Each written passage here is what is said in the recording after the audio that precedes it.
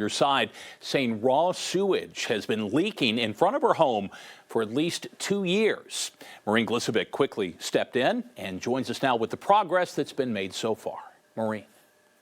Imagine raw sewage just pooling in a stagnant puddle in your yard. For Brittney Christian, that means no friends over, no birthday parties for her kid, and constant plumbing issues. She says she's discussed this with the builder for at least 2 years. Hours after we called the builder, they showed up to try and fix it.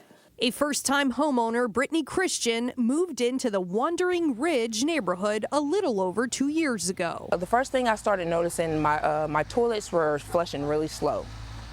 Another thing was I noticed the actual green water dripping from the ground, and it was just running.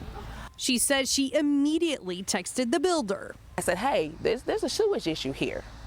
And he was like, oh, I'm not aware of that or whatever. So they came and he got 2 people and they dug in the hole. When they initially dug in the hole, they clipped my fiber line. So that left me, I couldn't work. She says the hole was covered up. The day after they covered it up, I text back and say, hey, it's still leaking. Nobody fixed the sewage issue. He says, oh, I thought they fixed it. So they came back out here, dug another hole, and cut my fiber line again. So they end up redigging the hole, and this hole has been here since then. How long has that been? 2 years. And I have text messages to prove how long this is an ongoing situation. She showed 7 on Your Side texts dating back to October 2021. We stopped at the builder's office, but we were told the builder, Charles Scott Jez, was not in. He later called us and blamed the developer, but said they would fix it. He also declined an interview. So we contacted the company Christian pays her monthly sewage use to, Gravel Ridge Sewage. We don't know how they're tied on. We don't know where the manholes are. Each one of those houses has their own pump station right outside the house.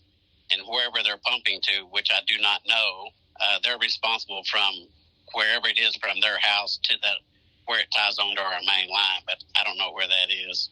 Plant operator Mark Phillips tells us the developer or owner of the subdivision never provided a blueprint of the neighborhood. We don't have any print of that subdivision or how they're tied on. So the owner of the subdivision or the developer would have to know where it's going or how it works, because we don't know. Phillips tells us they've performed tests, but still can't confirm who is servicing the area. It's in our area, but I don't know if they're connected to us or not. So who do you think they're connected to? Where's the sewage going?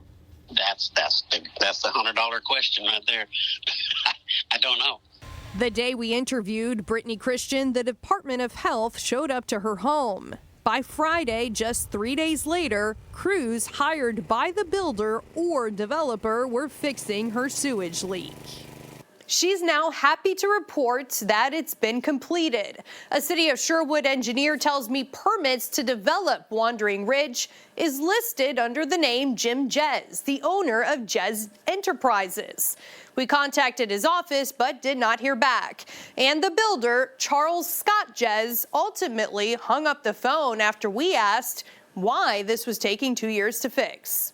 On Your Side, I'm Maureen Glisovic. 7 on Your Side, getting results. Maureen, thanks very much.